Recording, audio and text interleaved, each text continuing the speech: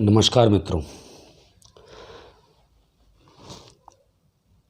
आज कुछ लोगों के मेरे पास फ़ोन आए कि L9 हो चुका है। L9 का मतलब है कि NAND as a universal gate का पार्ट 1 हो चुका था और मुझे अभी रिकॉर्ड करना था नैंड से बनाया हुआ XOR गेट। लेकिन आज मैं उसे रिकॉर्ड नहीं कर रहा हूँ क्योंकि कुछ मित्रों के फ़ोन आए कि ये तो सारा का सारा मुझे देखना पड़ता है एक साथ,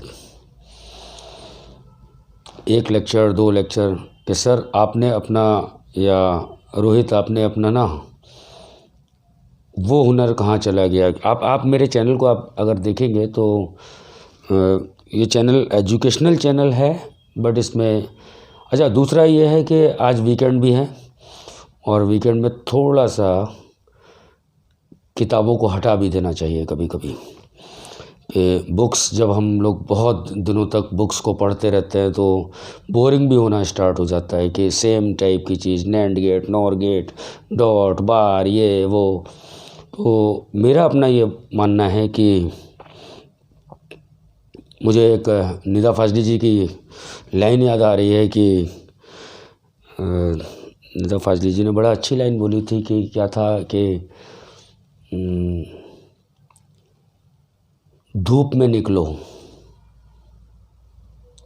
धूप में निकलो, घटाओं में नहा कर देखो। धूप में निकलो, घटाओं में नहा कर देखो। धूप में निकलो, घटाओं में नहा कर देखो। ज़िंदगी क्या है, ज़िंदगी क्या है, किताबों को हटा कर देखो। अभी आपको लग रहा होगा बड़ा कंट्रोडिक्टरी बात कर रहा हूँ, बट ज़रूरी है, ये भी ज़रूरी है। हम लोग बोर भी होने लगते हैं कि पढ़ाई और, या बहुत छोटे बच्चों के लिए एक बड़ा लाइन थी किसकी, मुझे शायर का नाम याद नहीं आ रहा है, लेकिन एक शेर याद आ रहा है कि बच्चों के छोटे हाथों को, बच्चों के छोटे हाथों को चांद सितारे छूने दो। बच्चों के छोटे हाथों को चांद सितारे छूने दो। 4 किताबें पढ़कर ये भी हम जैसे बन जाएंगे। 4 किताबें पढ़कर ये भी हम जैसे बन जाएंगे। तो यहाँ से मैं आपको एक मनोरंजन आप बोल सकते हैं, साहित्य बोल सकते हैं। मेरे चैनल को आप देख सकते हैं, पोइट्री, लिटरेचर, एजुकेशन। प्राइमरी जो मेरा एम है वो एजुकेशन है, secondary literature and third is poetry. अब पोइट्री क्या है कि दूसरों की पोइट्री भी है, बहुत सारी है, बड़ा अच्छे शेर्स हैं। शेर्स नहीं, शेर है, वो इंग्लिश हिंदी मिक्स हो जाती। शेर्स गलत है, ये शेर में एस लगा के प्लूरल कर दिया। ओके, कोई नहीं। तो मैं एक्चुअली आपसे कनेक्ट होना चाहता हूँ, बिल्कुल वैसे ही बात करना चाहता हूँ जैसे लोगों से बात की जाती है। अब क्या था कि मेरे मित्र हैं श्री पवन कुमार जी, उनकी कुछ बुक्स मैंने पढ़ी। तो आप देखिए बहर में कैसे लिखा जाता है पोइट्री को, बहर में। अच्छा, एक बात आती है कि उर्दू या हिंदी या पोइट्री, किसी भी लैंग्वेज की पोइट्री, उसमें क्या होता है कि जैसे हिंदी में होता है कि छंद, चौपाई, सोरठा, इनका कुछ ग्रामर हुआ करता है। और हम ग्रामर में इतना ज़्यादा फंस जाते हैं कि जो हमारा ख्याल होता है, जो हमारा ख्याल का मीनिंग, जो हमारी सोच होती है कि मैं लिखना ये चाहता हूँ, लेकिन वो ग्रामर क्या प्रॉब्लम कर देती है कि ग्रामर में भी लाना है उसको, बहर में लाना है, मीटर में लाना है उसको कि 4.5 या 17.5 लेटर्स, 17.5 अक्षरों में ही लिखना है इसको। तो अब 17.5 में क्या हुआ है कि हमारी बात कहीं और चली जाती है। उसके बाद नई जो कविता आई तो उसके बाद ये हुआ कि नई कविताओं में क्या हुआ कि हमने एक बीच का रास्ता निकाला कि नई कविता में कि गद्य और पद्य दोनों के बीच का रास्ता निकाला कि गद्य में बात बहुत आसानी से लिखी जा सकती है। गद्य का मतलब ड्राफ्टिंग अगर मुझे करनी है तो बड़ा आसानी से लिख सकता हूँ, लेकिन पोइट्री में राइम भी मिलानी है। राइम का मतलब है तुकांत भी करना है। बाद में जो नई पोइट्री आई वो अतुकांत कविता आई, अतुकांत कविता, और ये बहुत फेमस हुई बाद में। जो नई कविता है जिसे बोला गया नई कविता, उसका कारण केवल था कि बंधनों में नहीं बंधना चाहते थे हम लोग।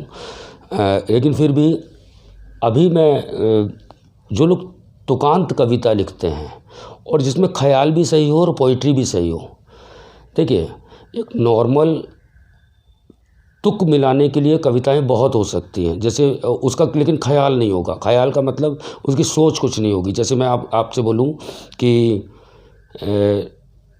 मैं तो बैठा हूँ खाली, मैं तो बैठा हूँ खाली, बगिया का मालिक है माली।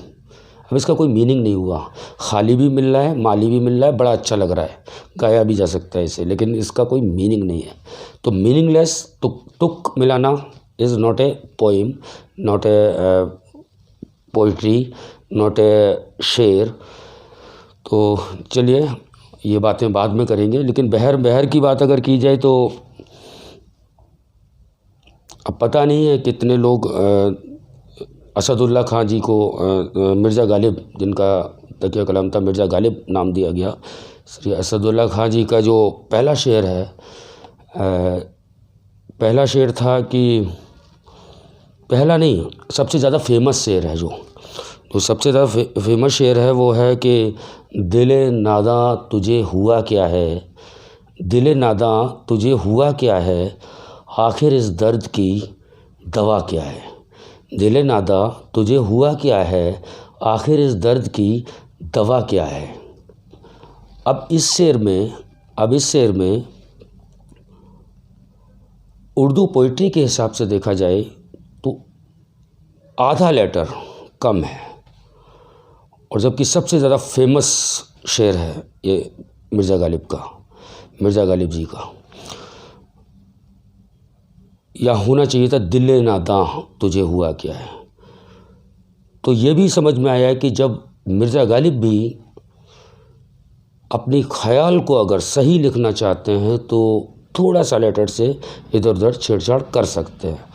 क्योंकि मैंने जो अभी नई गज़ल लिखी तो उसमें पता चला मुझे कि थोड़ा सा पोइट्री का मतलब ग्रामेटिकली मिस्टेक है, आई नो। और जो प्योरिटी के इस शब्द को मैं ख़राब शब्द तो नहीं बोलूँगा कि प्योरिटी के जो लोग ठेका लेते हैं प्योरिटी का, तो उनको हो सकता है ये गलत लगे। बट इवन श्री कुमार विश्वास जी, जिनका सबसे ज़्यादा फेमस है क्या सबसे ज़्यादा फेमस है कि कोई दीवाना कहता है कोई पागल समझता है, समथिंग इस तरह से था, कोई दीवाना, और बहुत फेमस हुआ, नेट पे बहुत फेमस हुआ कुमार विश्वास जी का। ये तेरा दिल समझता है या मेरा दिल समझता है, तो यहाँ पागल और मेरा दिल पोइट्री के हिसाब से, ग्रामर के हिसाब से, ये अगर कोई प्योरिस्ट आ जाएगा तो वो बताने लगेगा कि नहीं साहब ये तो गलत लिखा गया है। लेकिन लोगों के समझ में आया तो बातें वही होनी चाहिए जो एक दूसरे को समझ में आ सके। तो मैं सोचता हूँ कि पहले एक छोटे सा बिल्कुल प्योरिटी के हिसाब से, बिल्कुल ग्रामेटिकली करेक्ट, और क्या ख्याल, ये पवन जी की एक 5-6 लाइनें बोलूँगा, उसके बाद मैं अपना शेर आपको आज पेश करूँगा। वैसे ये जो आज का जो मैं लेक्चर बना रहा हूँ वो आभार प्रकट है, क्योंकि आपने आज जितना मैंने सोचा था उसके दुगने सब्सक्राइबर मुझे आप लोगों ने दिए, लाइकिंग भी बहुत दी। 8 दिन हुए या 9 दिन हुए होंगे मुझे इस चैनल को प्रेजेंट किए हुए। ये रहेगा एजुकेशनल चैनल, और वो ना शेर जो है ना, वो शेर है। इसका मतलब नहीं किताबों को हटा कर देखो, तो ज़िंदगी भर किताबें नहीं, किताबों को तभी हटाओ जब किताबें पढ़ी हों, ठीक है। ऐसा नहीं किताबों को हटा के ही देख लीजिए, किताबें पढ़िए ही मत, ये नहीं है इसका मैसेज, कि कभी कभी किताबों को हटा लेना चाहिए। तो पवन जी का था कि हर चेहरे की ये तहरीर, हर चेहरे की ये तहरीर, हर चेहरे की ये तहरीर, कुछ बाजू बाजू ये, कुछ बाजू कुछ तकदीर। अब इसका मीनिंग समझे आप? कर्म भी और कुछ डेस्टिनी भी, कुछ बाजू और कुछ तहरीर, तकदीर, सॉरी, कुछ बाजू और कुछ तकदीर। तकदीर का मतलब तकदीर, डेस्टिनी, भाग्य। कुछ आपके कर्म भी काम आएंगे और कुछ आपकी डेस्टिनी भी होनी चाहिए। हर चेहरे की यह तकदीर, कुछ बाजू और कुछ तकदीर। पेट की खातिर, पेट की खातिर सारे करतब, करतब आप समझते होंगे, करतब, करतब दिखाते ना जो, जिस तरह से पेट की खातिर, पेट की खातिर का मतलब भूख की खातिर, पेट की खातिर सब करतब, पेट की खातिर सारे करतब, पेट की खातिर सारे करतब। डाकू हो, डाकू हो या कोई फ़कीर, डाकू हो या कोई फ़कीर। डाकू भी अपनी पेट पालने के लिए कर रहा है, फ़कीर भी अपने पेट पालने के लिए कर रहा है। क्या लाइन लिखी है पवन जी, वाह, मज़ा आ गया। पेट की खातिर सारे करतब, डाकू हो या कोई फ़कीर। आप बहर देखिए, मीटर में देखिए किस तरह से लिखा गया है, 4 लेरों में, बहुत छोटे बहर की है ये, बहुत छोटे मीटर में लिखा हुआ। और जितने छोटे मीटर में आप लिखोगे, आप लिखोगे या आप पढ़ोगे, ये सबसे लिखना टफ होता है छोटे बहर में लिखना। अपनी सारी बात को इतने छोटे से बांध देना। तुम अपनी खुद राह तलाशो, तुम अपनी खुद राह तलाशो, सिंपल है।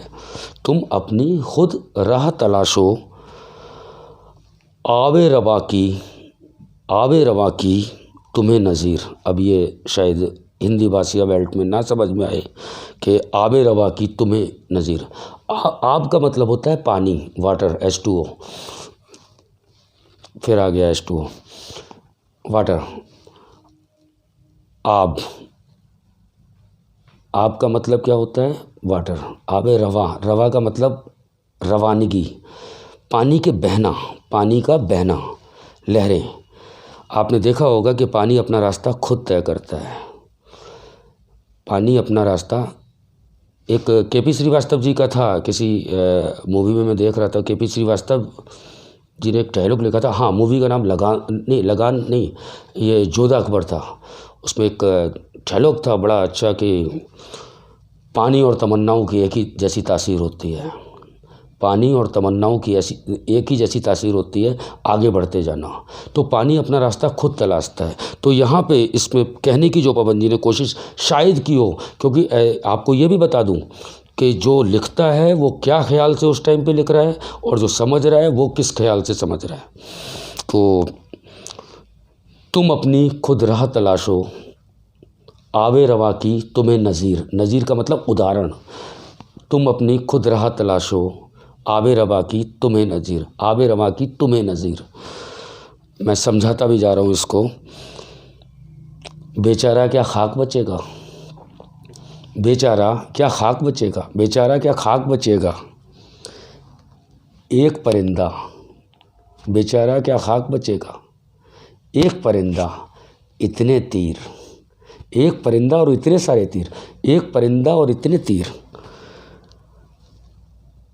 ये लाइन आपको शायद समझ में आ गई होगी। और लास्ट इन्होंने लिखा है बड़ा अच्छा, तेरे मेरे सुखन बेअसर। सुखन का मतलब शायरी बोल सकते हैं, गज़ल लिखना, लिखने की जो कला है, ठीक है। तेरे मेरे सुखन बेअसर, तेरे मेरे सुखन बेअसर, एक थे गालिब एक थे मीर। ये गालिब और मीर जो थे ना, उनके सामने हम लोग सारे के सारे फीके हैं, कुछ नहीं। हम लोग का मतलब ये पवन जी ने लिखा है, हम लोग मैंने अपने को जोड़ लिया है, अदरवाइज़ ये पवन जी का था। तो ये अच्छा दोबारा से अब बहुत जल्दी से इसलिए पढ़ देता हूँ क्योंकि मैंने इस एक्सप्लेन संदर्भ सहित व्याख्या की थी, तो मैं जल्दी से पढ़ता हूँ और मैं आपको देख नहीं रहा हूँ, केवल पढ़ रहा हूँ। हर चेहरे की यह तहरीर, कुछ बाजू और कुछ तकदीर, पेट की खातिर सारे कर्तव्य, डाकू हो या कोई फ़कीर, तुम अपनी खुद राह तलाशो, आबे रवा की तुम्हें नज़ीर, बेचारा क्या खाक बचेगा, एक परिंदा इतने तीर, तेरे मेरे सुखन बेअसर, एक थे गालिब एक थे मीर। ये जो बुक है ये वाबस्ता का मतलब आप समझते होंगे मेरे ख्याल से, कनेक्टिविटी, वाबस्ता होना किसी से। गज़लें नज़्में पवन जी की है और ये संस्थान जो है प्रकाशन संस्थान, ये अंसारी रोड से ये हुई है प्रकाशित, और प्रकाशक का जो नाम है वो है कि ख्याल से प्रकाशन संस्थान से ये हुई है। ओके, और इसको आप पढ़िए। 8 अगस्त 1975 को पवन जी का जन्म है। तो हाँ जी, आपको ये बता रहा था मैं कि जो आदमी लिखता है वो अपना कुछ और सोच के लिखता है, जो पढ़ रहा होता है वो कुछ और सोच के। और यही ब्यूटी होती है पोइट्री की कि आप अपने से कोरिलेट कराते हो। जब उसको आपको लगेगा कि वीडियो लंबा हो रहा है, लंबा होगा। एक बहुत पहले मैंने कभी सुना था कि मगज़ को बाग में, आपको देखिए आपके लिटरल मीनिंग किसी भी गज़ल का या किसी शेर का जो लिटरल मीनिंग है वो भी आप अगर देखो तो वो भी आपके हो सकता है कि पूरा सारा का सारा अर्थ बता दिया जाए उसका, उसके बावजूद भी उसका अर्थ कुछ और हो। जैसे एक था कि मगज़ को बाग में जाने ना दीजो, मगज़ को बाग में जाने ना दीजो, नाहक ही खून परवाने का होगा। अब मैं इसको हिंदी में बोल रहा हूँ। मगज़ होता है मधुमक्खी, मगज़ होता है मधुमक्खी, बाग में जाने ना दीजो, बाग का मतलब गुलशन, जो बाग होता है, जो बाग गार्डन में मधुमक्खी को नहीं जाने दो, जाने मत दो, उससे मना करो। मगज़ को बाग में जाने ना दीजो, नाहक ही, नाहक का मतलब बेसबब, बिना कारण के, नाहक ही खून, बिना हक के, खून मर्डर, खून परवाने का होगा। अब परवाना क्या होता है? पतंगा। परवाना क्या होता है? पतंगा। पतंगा भी जानते होंगे आप, कीड़ा जो होता है, पतंगा जो होता है। तो मगज़ को बाग में जाने न दीजो, नाहक ही खून परवाने का होगा। मैंने सारा का सारा हिंदी में अगर इसे बोला जाए, 2 लाइनों में बोला जाए कि मधुमक्खी को गार्डन में, वो बाग में जाने मत दीजिए आप, बिना बात में ना एक कीड़ा पतंगा जो है वो मर जाएगा। क्या लॉजिक है इसका? क्या लॉजिक समझ में आता है? लॉजिक आता ही नहीं समझ में, जिसने लिखा है उसको ही समझ में आएगा। और इसके अंदर इतनी चीज़ें, इसके अंदर इतनी बड़ी बात छुपी हुई है कि जब तक एक्सप्लेन ना कर दी जाए। किसी ने मेरे से बोला था कि कविता वो होती है जिसकी भूमिका ना बनानी पड़े। मैं कहता हूँ अगर भूमिका नहीं तो कविता नहीं, क्योंकि जिसने बनाया है जब तक वो नहीं बताएगा कि क्यों बनाया है। अब मैं इसका तो दूसरा एक्सप्लेनेशन देता हूँ। मगज़ मधुमक्खी को बाग में जाने मत दीजिए आप। मधुमक्खी, अच्छा आपको ये तो पता है कि शमा परवाना का रिलेशन पता होगा कि शमा के पास आके परवाने मर जाते हैं, या भंवरा और फूल कलियाँ ये सब आपको मालूम होगा। लेकिन यहाँ पे मधुमक्खी बिल्कुल अलग चीज़ है और वो कीट पतंगा जो है वो अलग है। यहाँ पे जो है, यहाँ ये है, इसका जो बीच में जो छुपी हुई चीज़ें हैं। अगर मधुमक्खी बाग में जाएगी तो क्या होगा? मधुमक्खी अगर बाग में जाती है तो वो फूलों का परागकण या रस जो होता है उसको चूसती है। उसके बाद वो अपना इसे क्या बोलते थे, छत्ता कहते हैं मधुमक्खी का, उसको हनी बनाती है, छत्ता बनाती है ना। छत्ता आप जानते होंगे मेरे ख्याल से, उसको बनाएगी मधुमक्खी, छत्ते को बनाएगी हनी ट्रैप के लिए। तो हनी के लिए, वो हनी का मतलब शहद के लिए वो एक छत्ता बनाएगी।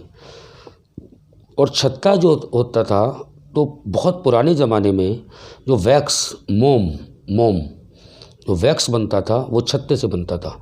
शहद तो आपने अलग निकाल लिया, उसका जो बाकी मटेरियल होता है उससे बनता था मोम का मतलब वैक्स। और उस वैक्स से बनती थी शमा का मतलब मोमबत्ती बनती थी। और मोमबत्ती अगर वो जलेगी तब जाके वो परवाना जाके उस मोमबत्ती पे जाके उसका खून हो जाएगा। तो ये बीच की जो लाइनें हैं यहाँ है ही नहीं, वो आपको खुद ही आपको प्रेडिक्ट करनी पड़ेंगी। और करनी क्या पड़ेंगी, जब आप जो 2 लाइनें देखते हैं ना, वो जावेद जी का याद आता है ना कि सिर्फ हर्फ चुनते हो, सिर्फ लफ्ज़ सुनते हो। हर्फ का मतलब होता है, मेरी गज़ल में हर्फ और लफ्ज़ दोनों आएंगे वर्ड्स। हर्फ का मतलब होता है अक्षर, लेटर अल्फ़ाबेट, और लफ्ज़ का मतलब होता है शब्द, वर्ड, अक्षरों से जो बनता है वर्ड। सिर्फ हर्फ चुनते हो, सिर्फ लफ्ज़ चुनते हो, इनके दरमियाँ क्या है तुम ना जान पाओगे। ये जावेद जी का था।